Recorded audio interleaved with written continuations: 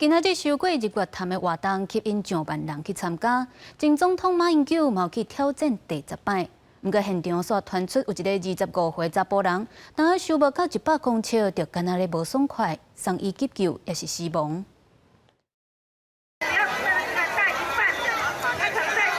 民众早收做物件倒水，第41届日月潭万人引导活动自实早起7点开始，今年起24000人报名，最多总长3000公尺，真侪人爱挑战体力甲意志力。第一次还蛮紧张的，但其实感觉有这个，其实就是大家就是休闲来玩玩看这些。第一次像这种泳渡的参加活动，而且人又那么多。马总统水温如何？还可以。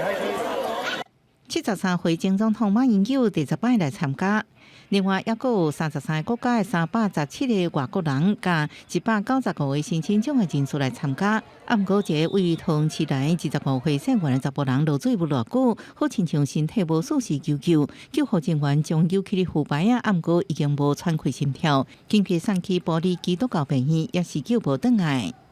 那他在下水的之后100公尺。 9点27分的时候，他就脱掉他的泳帽，挥手求救。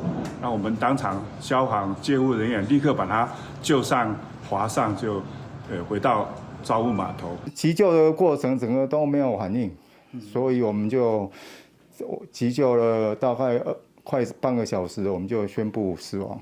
南投县政府表示，自是这一天日月潭天气真好，水温17度，适合游水。总共218人救助现场医疗救护站，主要是失温、救紧、头晕、侧伤、胸坎实在为主。建议落水之前应该充分暖身。对涉案查甫人以外感觉危险的专业协助家属，记者综合报道。